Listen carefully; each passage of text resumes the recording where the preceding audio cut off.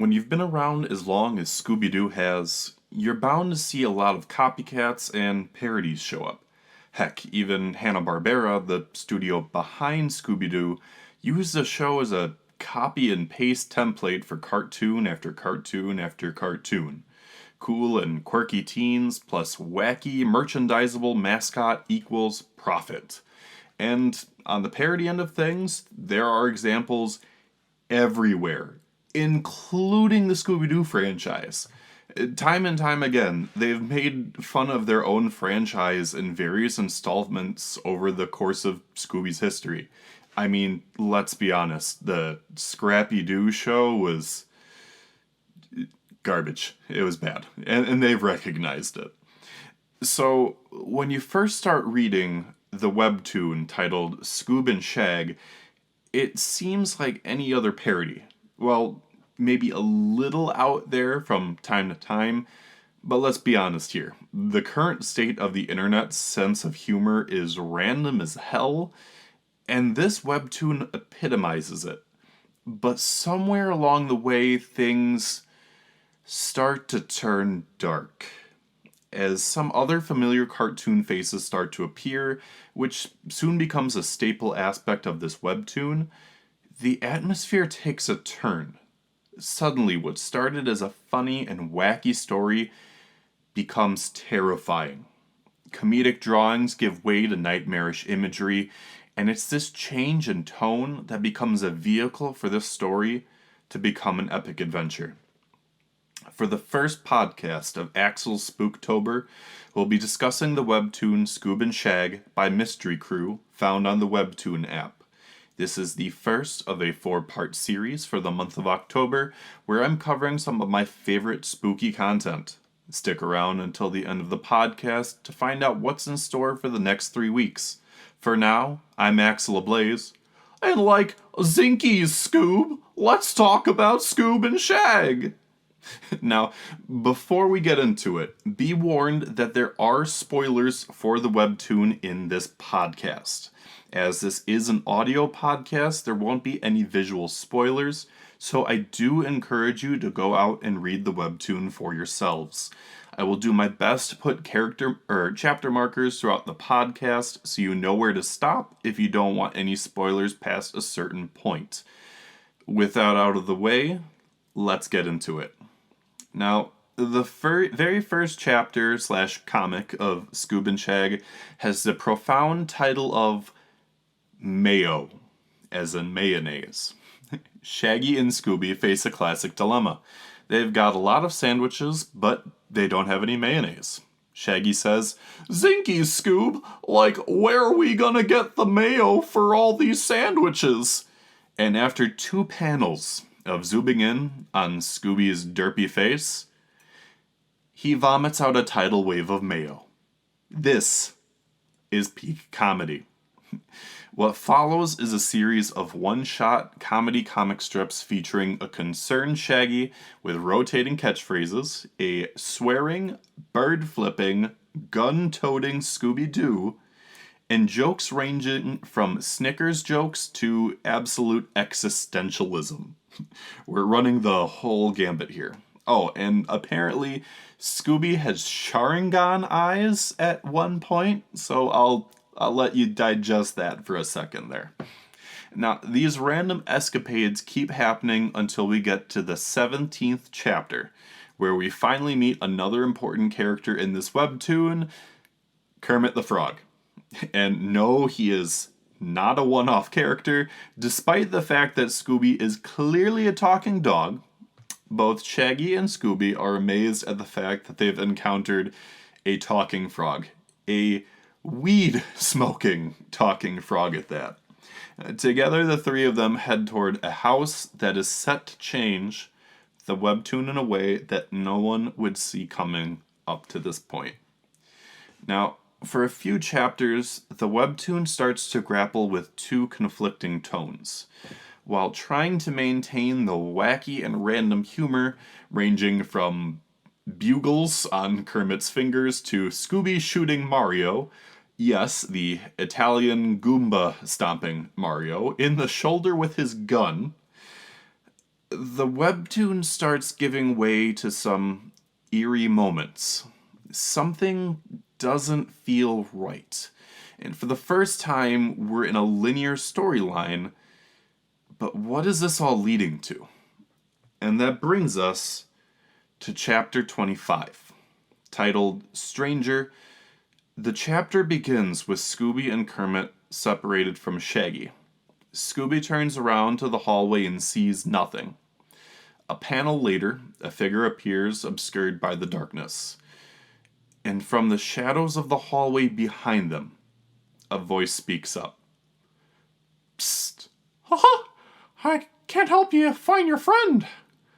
Scooby and Kermit turn around as another laugh comes from this mystery figure. And then we get a single comic panel that could haunt anyone's dreams as it ushers in the beginning of a dark and scary tonal shift. Standing there against a dark background is a raggedy and horrifying Mickey Mouse costume. An open-mouthed smile, waist-high pants with a tear in one of the knees, and long gangly arms that stretch down past the knees. All of this, and there's a single eye staring out from behind one of the mascot's costume's eyes. He stands there ominously and says 3 words. Just follow me. If nothing else, I encourage you to read chapter 25 for yourself, just so you can see this terrifying image. Up to this point in the series, the level of detail work on the main trio has been on the simpler side. So the sudden attention to detail with the shading and dark background really emphasize the true horror that we're seeing for the very first time. You are meant to fear this creepy character and wonder what is in store for this webtoon. So at this point, you're probably thinking that this is the turning point. This is the turning point. We're dealing with nothing but horror from this point forward, right? We're just going to keep this tone and be and there's Goofy. The chapter immediately following the Nightmare Mickey reveal has Shaggy finding Goofy from the Disney cartoons in a dimly lit hallway separated from the rest of the group. Not another costume character like this fake Mickey, this is the real deal. And the tug of war between comedy and horror continues as the comic tries to keep things funny, despite the dark elements creeping in and starting to take a hold of the comic. We see a split story as the nightmarish Mickey costume man leads Scooby and Kermit through a different hallway with blood-covered floors as Goofy gives Shaggy a picture of Goku framed to help them find their own way through the dark house. Goku in a picture frame. That says something right there. As Shaggy and Goofy go deeper into the mysterious house, something is once again off. Goofy coughs a few times until he finds coughed up blood on his gloved hand. But before we have time to process this, the story shifts back to Mickey, Scooby, and Kermit as they find themselves in a lab room. It's there that they meet Barney Rubble from the Flintstones. Again, another random character. He asks them why the 3 of them are there.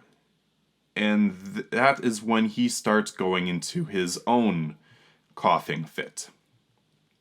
Blood gushes from Barney's mouth as he crumples to the floor, only for the trio to see his body start to convulse and morph before their eyes.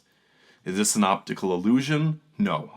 The Mickey Man says that they should run, as looming before them roars a transformed monster version of Barney Rubble with a wide, gaping maw dripping with blood. Chapter 32, aka Lab, once again changes the game as we truly fling ourselves towards the horror genre this webtoon has taken on. But then the game changes again. In the span of a few chapters, the webtoon goes through tonal whiplash. Let's speedrun some of the details.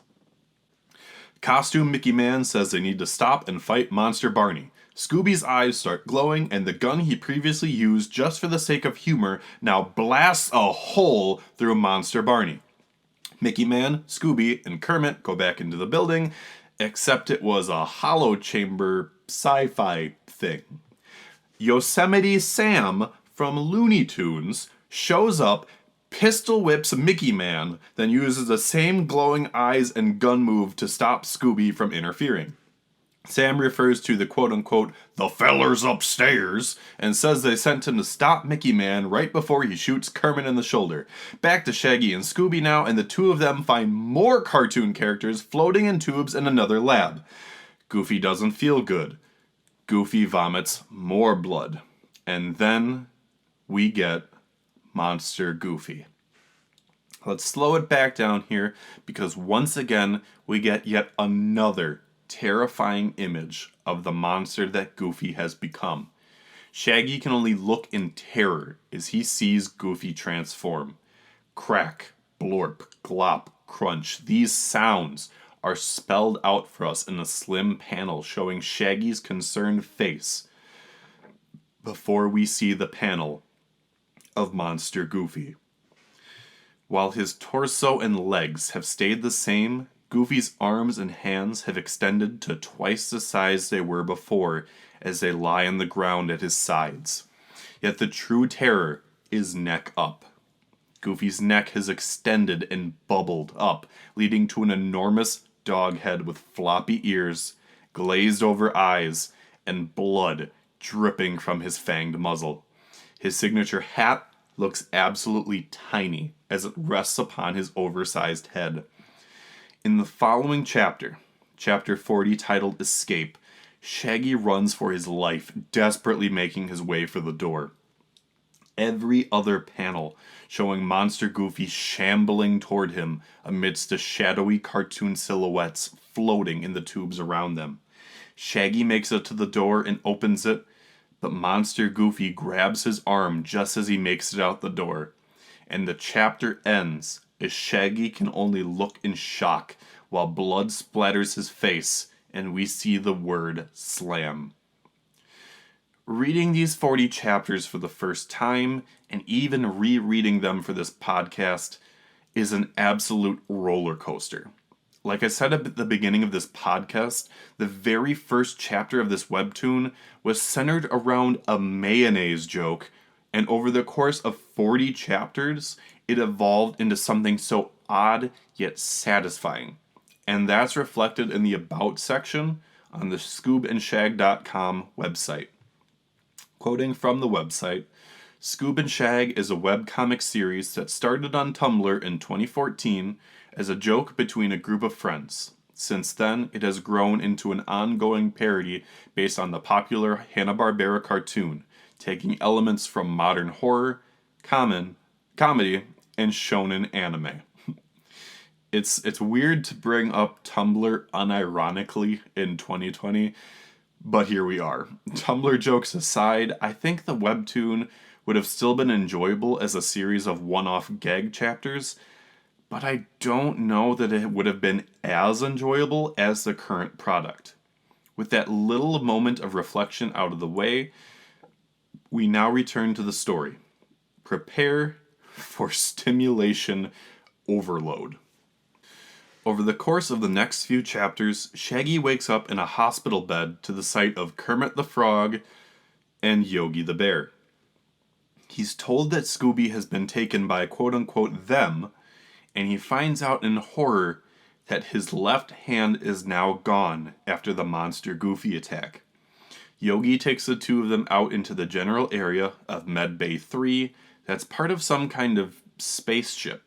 There we see various other cartoon characters including Daffy Duck, Bart Simpson, Mandark from Dexter's Lab, He-Man, Buttercup from Powerpuff Girls, Gerald from Hey Arnold, and Rocco from Modern's Life all milling about. At this point, Yogi doesn't elaborate about the ship, as he's more concerned with taking Shaggy and Kermit to meet up with Popeye the Sailor Man. Yes, I know, lots of random cartoon characters here. More to come, I assure you. Popeye is shocked, and so are we for that matter, that Kermit and Shaggy have selective amnesia and don't remember the ship that they're on. Popeye then decides to fill them in and starts by saying, "We ain't from this world." Cartoons, as we know them, are from a different world. Compared to Earth, their technology was incredibly advanced, and through their scientific advancements, they were able to make contact with our planet. That said, we on Earth came to know them through broadcast television. The people on Earth loved and admired the cartoons, and soon that love and admiration became a kind of superpower that filled each and every cartoon. But with power comes those who want to use it for nefarious purposes. The cartoon planet was attacked, but its people were saved by one of the commanders of the Six Fleets. A cartoon with a gun in one hand and a cape with a penis logo on it. That hero was none other than Scooby-Doo. The surviving cartoons left on Scooby's ship, also shaped like a penis, and headed for Earth. But Popeye explains that issues soon arose as infighting started to occur with Toons taking sides. There were monsters infecting people as well. And if they want to get Scooby back from the other side, they need to start training. We cut away to a recon team of Felix the Cat, Dee Dee from Dexter's Lab, Courage the Cowardly Dog, and Swiper the Fox from Dora the Explorer. The four of them hear a noise, and Swiper goes to check it out only to find a bug-eyed monster with spindly arms. Swiper and Courage fight it off by using their own unique powers called Ballyhoo, and finish the monster off with no problem. This is where the anime influence kicks in. Now, the best way to describe Ballyhoo is that it's the cartoon version of Nen from Hunter x Hunter. Now, bear with me here. Ballyhoo is unique to each toon, but there are some similarities. Each Ballyhoo is named after something television or broadcast related. For example, Swiper's Ballyhoo is called Info, and it lets him find an enemy's weak spot. Courage the Cowardly Dog's Ballyhoo is called On Demand. And at least in the scene that we see it shown off, he turns into a sniper rifle and shoots the bug-eyed monster. While we don't have names yet for Scooby or Yosemite Sam's Ballyhoos, we do know that both of them are gun-related. Or so we think so far. The reason why I said Nen is the best comparison is that for the most part, the various Ballyhoo powers in this webtoon fall under similar categories like the 6 types of Nen auras. You've got your enhancers, transmuters, emitters, conjurers, manipulators, and specialists. And just like Nen, Ballyhoo is something that can be trained and improved upon with practice. From this point forward, Ballyhoo is an important aspect of the webtoon as we shift firmly into an anime-style series. So think kind of like the Ripple from JoJo, or how Stans took over in Part 3. Became incredibly important to the story from thereafter. But back to Shag and Scoob. Scoob and Shag. Oh my gosh. There's a lot more action, humor, horror, and gore from this point forward.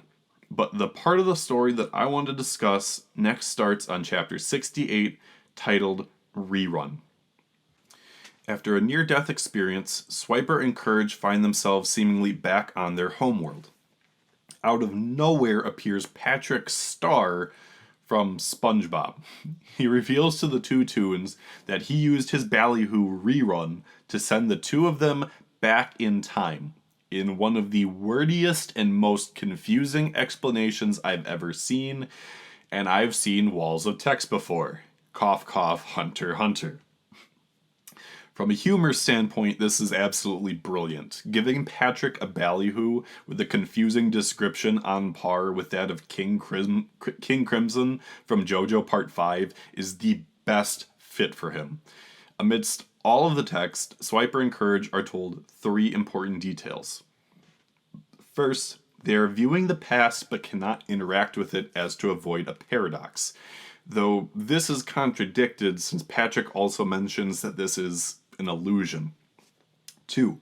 Whether or not this is an illusion or time travel, they are there to observe something important that needs to be relayed back to the people in the present. Or the future. Again, gotta love the confusion here. And 3. Patrick can't bring Swiper and Courage back using his ballyhoo, so somehow the two of them need to find a way back to their friends.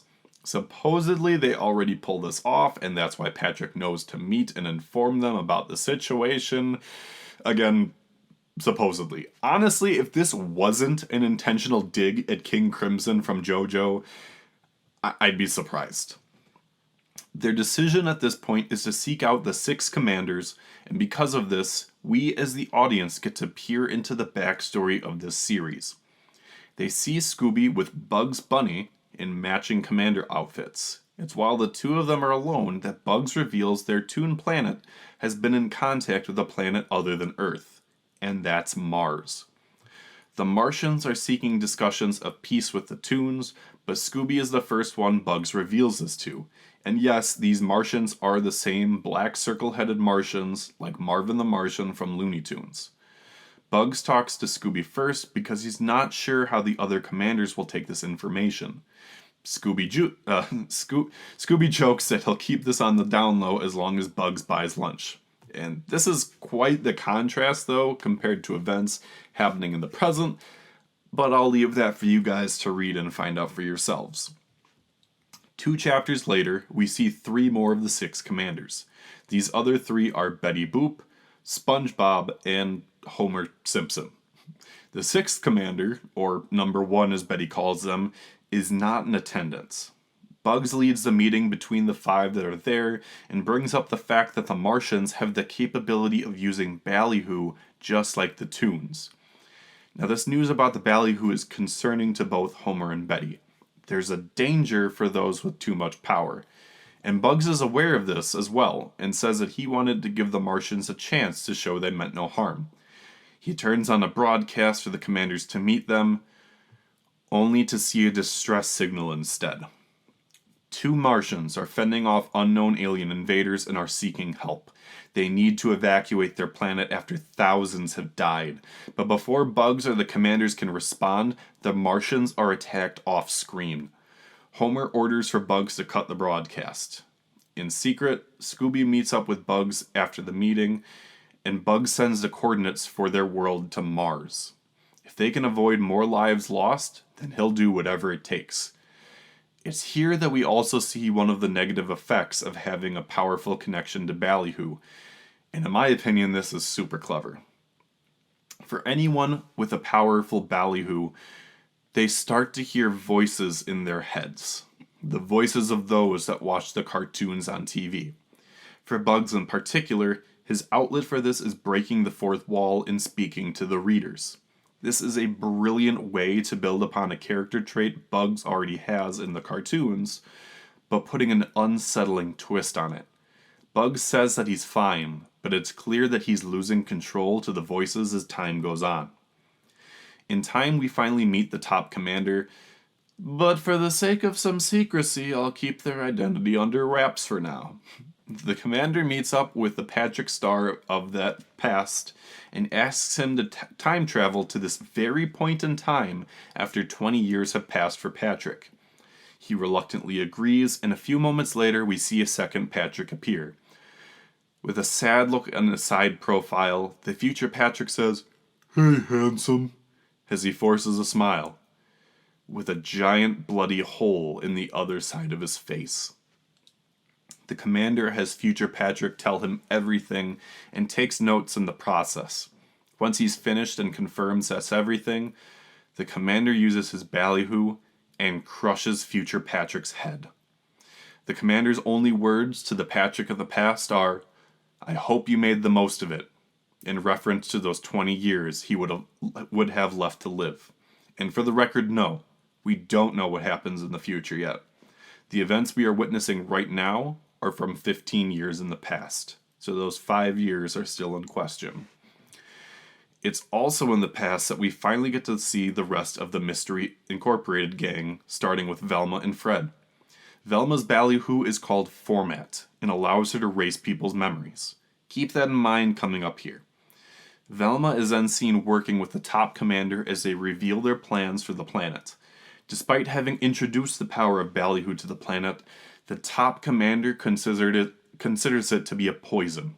As Freddy and Kermit the Frog are now seen eavesdropping, they're approached by Olive Oil from the Popeye cartoon, as she uses her ballyhoo mute to temporarily silence them. She reveals that Velma is currently acting as a double agent, knowing that the top commander wants her for her memory erasing ballyhoo. The records on the origins of ballyhoo and the first trip to Earth had been mostly erased, and the top commander started acting suspiciously once Bugs started making contact with Mars. And as those three try to listen in, the top commander orders their own secret agent to make a trip to Earth to prepare for their arrival, while the commander prepares for their slumber. Velma follows after the commander and asks them about the cleanse. The commander reveals that they were responsible for the first trip to Earth, setting up the relations with the Earthlings for their cartoon broadcasts. In the process, they discovered ballyhoo, and a dark power that was ballyhoo's opposite, a power fueled by hate. It was also the top commander that made initial contact with Mars and found out that the Martians could also use ballyhoo. The Martians were used as test subjects, while under the guise of a show. Duck Dodgers at that. But they soon started transforming into monsters. The top commander cut the frequency to Mars, but now Bugs has remade contact, and the Martians are on their way to the Toon planet. The top commander will be fine, though, because they have special tubes that negate ballyhoo. This will protect them when the Martians come, but Velma pushes the commander into one of them and runs off. And once again, things start going off the rails. It's time, once again, for another event speedrun. Bugs gets taken in by two of Homer's lieutenants, but they're no match for his ballyhoo. Before Homer has a chance to use his own ballyhoo, the Martian spacecrafts appear in the sky behind him. Fred, Velma, and Kermit try to stop the top commander's secret agent from leaving the planet, but fail. So Kermit leaps onto the escape ship and ends up being flown to Earth. Speaking of the top commander, inside their tube, the voices in their head from ballyhoo are quickly driving them insane. Bugs and his followers defect from the rest of the Toons. The Toons remaining on the planet fought off the Martians that came, but the Martians started infecting the Toons. Scooby and a large group of Toons board a spaceship, the one from the present, to escape the planet.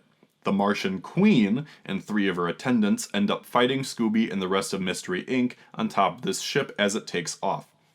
As a ballyhoo fight ensues, the Mystery Inc. gang gets blown off into space.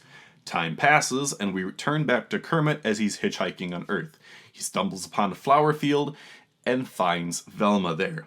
And this is now 15 years later, right before the start of this webtoon. Kermit tries to get her and the gang to come back and fight, since others survived escaping the planet, but Velma declines. Velma made a choice and wiped the memories of her friends, and now she does the same to Kermit. Shaggy and Scooby borrow the mystery machine to go get chili dogs, and that chili dog trip was what started our webtoon. And that, ladies and gentlemen, is the backstory of this webtoon as we know it so far. And just, wow. I'm not going to make one of those, and people said Avengers Infinity War was an ambitious crossover jokes. But I will say that the creators of this webtoon have done one hell of a job putting all of these various cartoon characters into one semi-cohesive storyline. I'd be lying to myself if it all made sense, since there's a bunch of Deus Ex Machina moments, random exposition thrown in, and the occasional random as hell humor from the first 16 chapters thrown in, derailing some of the dramatic plot lines going on. And we get these bloody character fights and grotesque monster scenes, and you'll have a random chapter of Bart Simpson asking Daffy Duck for chicken nuggets. And for the record, no, Daffy didn't have any chicken nuggets, so Bart called him a bitch for it. Comedy gold. It's all so weird, but it works. What started out as a gag series became an awesome horror slash action slash drama slash anime series, which in and of itself is a kind of funny anime slash manga trope when you think about it. There have been a lot of series over the years that started out as gag manga and turned it into battle manga. Katekyo Hitman Reborn is one of my favorite Shonen Jump titles of all time, and that's a prime example. And man, the anime influences here are really well done, honestly. To be clear, the only anime character in this entire series so far is Goku, and that's only as a picture in a picture frame that Shaggy has on his person. There have been no anime characters in or interacting with the cast so far, but it could make for an interesting plot point in the future, though. Like if there's yet another planet out there with anime characters similar to the Toon Planet.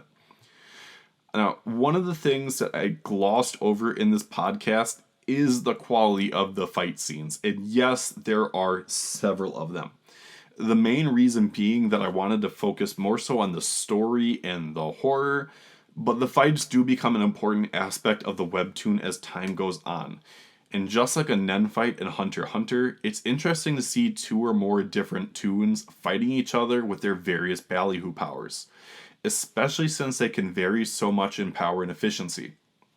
Some people are strong enough to fight on their own, while others are much stronger when they use their powers in tandem. And as the series has gone on, the art and storyboarding has just been getting better and better and just making the fights that much more interesting. Another thing I want to touch on is the depth of emotions that we get to see these characters experience. Once again, looking toward the beginning of the series, we started out by seeing very one-dimensional versions of Scooby and Shaggy and their comedic moments together. But as time went on and the pair met more toons, their emotions and expressions evolved. Especially with Shaggy as he becomes the protagonist of the series. And yes, I did say protagonist. Fear, joy, relief, anguish. Shaggy's character undergoes an evolution as he slowly comes out of his stupor caused by Velma's ballyhoo. And you can't help but feel for this guy. I mean, imagine if you, a normal person, were spending your days with your friends with no cares in the world, only to find out that there are people like you turning into monsters and you have to fight them. And that's after you lose one of your hands at that. You're not from this planet, your friends aren't from this planet, and you have no idea what's become of your planet. There was so much more to your life that you knew, and it's all being thrust on you at once. Like, that is a lot for one character to bear, and I haven't even scratched the surface on Shaggy and who he is, because there is so much more to his character. And there's a lot more to the plot that I haven't mentioned with Shaggy's character, but it's really because I want you to read it for yourself. I want you to see his emotional journey, look at his past, and question what the future has in store for him and the rest of the toons in this series. And at this point, I do have some questions of my own for the plot moving forward that haven't been answered yet. What did the top commander's plans fully entail with the cleanse that they mentioned? Their plan didn't come to fruition in the past, but how have the events that played out factor into a new plan? Speaking of commanders, what happened to the other three commanders on the Toon Planet? We haven't seen Homer, Betty Boop, or SpongeBob since Swiper and Courage went to the past. Did they manage to escape from the planet? Did they die or survive? Or worse, did they themselves become monsters? What happened to the Martian Queen? The last scene we see with her is her ballyhoo fight against the Mystery Inc. gang. The questions I have about the commanders are the same I have for the Queen. And for all we know, Velma and the rest of the Mystery Inc. gang are all still alive at this point. What's going to happen to them if and or when the top commander and or those under their command find Velma knowing that she betrayed the commander? And last but not least, what actually happened to Goofy? There is no resolution there for that one. None. After Shaggy loses his hand, we immediately cut to him waking up in the med bay, So was Monster Goofy killed off? Did he escape? Did he get captured? I really want to know, and I don't have answers yet. But other than that, I do have more questions, but these at least were the most prominent ones that I have right now. And I would love to hear what you guys think, especially if you have any theories of your own. And if you have any questions, I would love to hear them too, so we can start a discussion. At the time of writing the script and recording, there are 106 chapters for Scoob and Shag.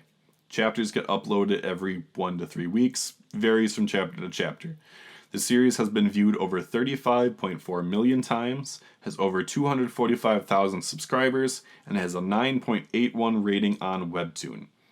And if you do love Scooby-Doo and or cartoons from the 90s and earlier, read this series. If you're a fan of goofy, nonsensical humor, read this series. If you like horror, blood, and guts, read this series. If you enjoy over-the-top fights with superpowered characters, read this series. If you enjoy fan fictions with intriguing stories, read this series. And let's be honest here, if you're still listening to this podcast and haven't started reading Scoob and Shag, then you should. And while you're reading it through Webtoon, you should check out some of the other cool cartoons that are on the app. I would love to cover more Webtoons in the future, and if there's particular series that you guys enjoy, I would be more than happy to cover them. But for now, that covers Scoob and Shag in the first episode of Spooktober. For the rest of the month, I'm going to be covering some more of my favorite scary series every Friday. Scoob and Shag is in all honesty, pretty tame compared to what I'm going to be covering for the rest of the month. So let's cover it. On the 16th, I will be talking about the horror manga Libidors by Kasahara Masaki. An unknown parasite is spreading across Japan, turning people into monsters based on their sex drives, kinks, and complexes. But one teenage boy seems to have control over his libido and might be the answer to saving everyone from these rapidly multiplying monsters. This is definitely going to be a podcast where viewer/listener discretion is advised, so keep that in mind before checking out this next podcast. On the 23rd, we'll be discussing a much more well-known horror series, Gantz. For those familiar with my YouTube channel, Gantz was one of the anime series I mentioned in my top 5 anime that need a reboot video. And for this particular podcast, I'll be discussing the 2 live-action movies as well as the CGI movie. I will be sure to talk about the anime and manga as well, but the main focus will be on the movies here. And last, but certainly not least, on the 30th, I will be discussing the King of Horror, Junji Ito himself.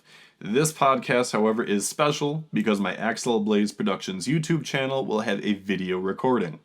For this Junji Ito special, I will be sitting down with my special guest, and more importantly my girlfriend, Pastel Yu, since she absolutely loves Junji Ito. We will be talking about several of his books, the Junji Ito anime, specifically how bad it is, and the upcoming Uzumaki anime coming to Toonami. And you can watch or listen to this episode just in time for Halloween. With those announcements out of the way, I want to thank those of you that have stuck around to the end of the episode. Moving forward, I plan to release every new episode on Fridays. You can find these podcasts on YouTube, Spotify, Google Podcasts, Anchor FM, Breaker, and Radio Public. As my podcast becomes more available on other platforms, I will be sure to update everyone. But for more videos, you can check out my YouTube channel. And if you want to check me out on social media, you can find me on Instagram, Twitter, and Facebook. For now, I'm Axelablaze, and like Zimbabwe, Scoob, I could really go for a Scooby-Doo cartoon marathon right about now. So, don't mind if I Ruby-Doo. See you all in the next episode. Bye-bye.